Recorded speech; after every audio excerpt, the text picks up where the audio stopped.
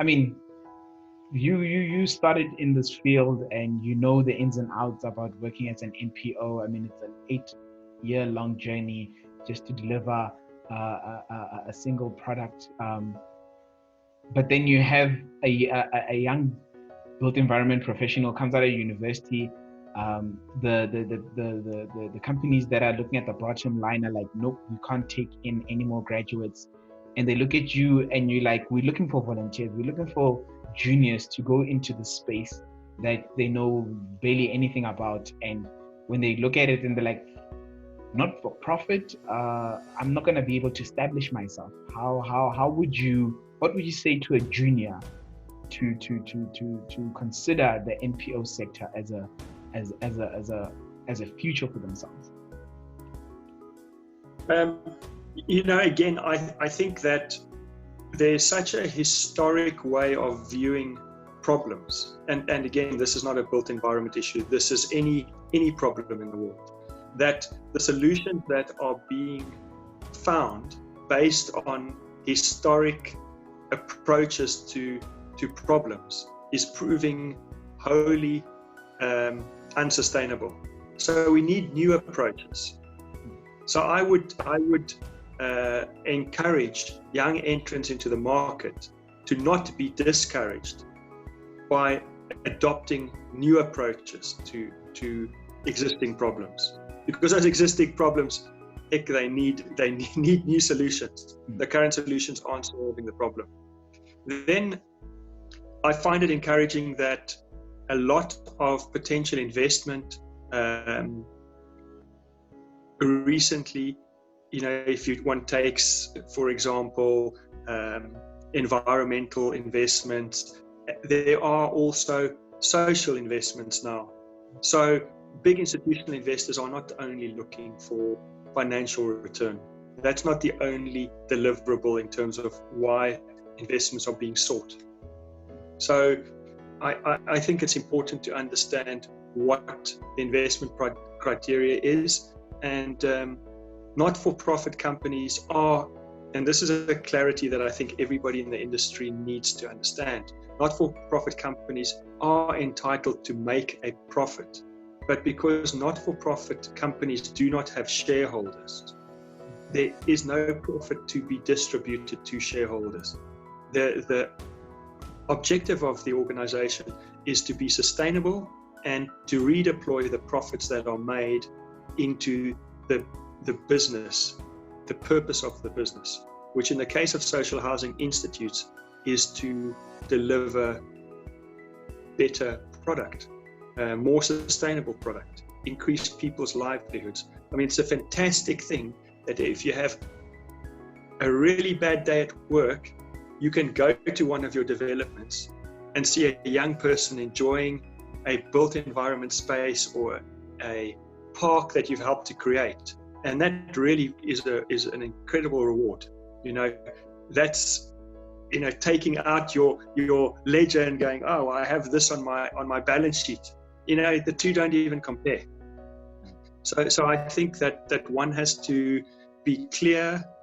And Bathandwa also said that, the sector that he functions in has a collective vision of its social justice cause. And sometimes in individual companies that gets lost. So maybe we need to hold not only one another accountable from a professional point of view, but one needs to hold oneself accountable for gaining clarity about what the outcomes are that we seek. And of course, social justice can be one of those, So I would encourage young professionals to understand the full paradigm of what the opportunities are, and understand that internationally, social housing and housing in a mixed tenure format, specifically rental, is a huge and growing opportunity. And South Africa and many of the British colonies have been lagging for decades because there's been this idea of a white picket fence.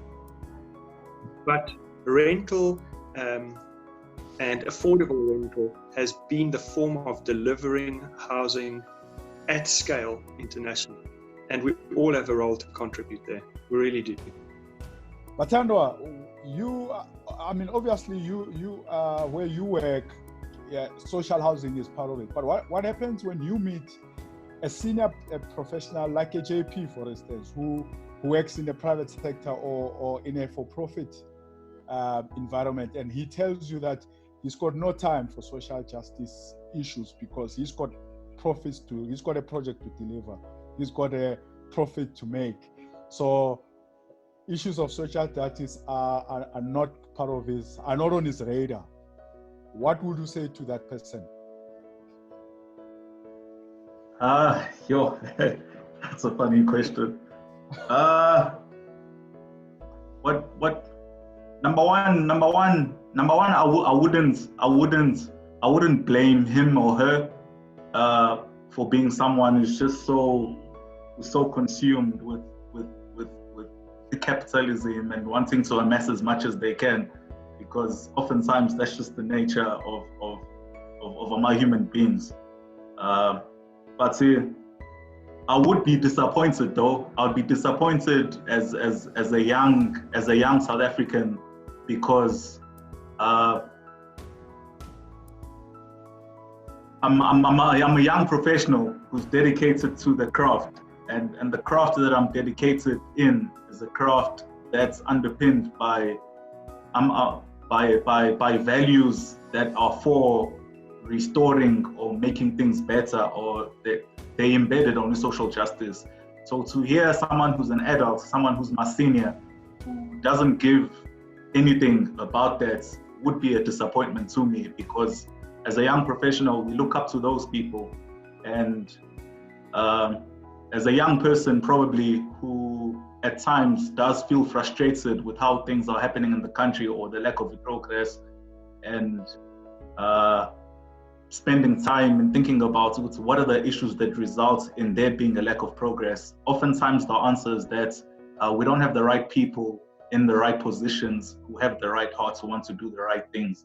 So to come across someone else, to come across someone who is like that, who thinks like that, in a sector where we're supposed to be driven by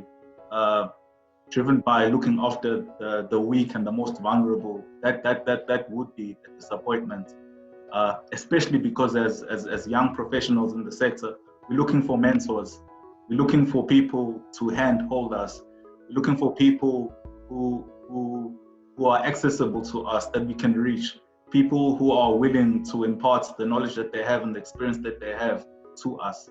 And the only way that can happen is if they themselves are invested in the industry, or they themselves are invested in social justice. So if they're not invested in social justice, well, to me, those are bodies that don't have a ghost in them that's running them. Because I think the essence of who we are is what's in there, and if you don't have a moral compass that recognizes that, it's a loss. It's a loss for me, because if I encounter you, that's an opportunity for me to gain something from you. Because if you find me in the sector, already you should see that my agency and my commitment is to become something and to contribute. So if you're going to be someone who can't help me or enhance my skills or enhance the person that I am, at that level, there's disappointment. Because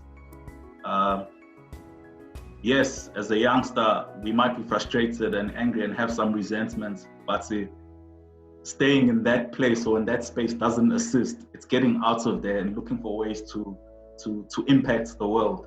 And if we want to do that, we want to be met by people who want to assist us to impact the world.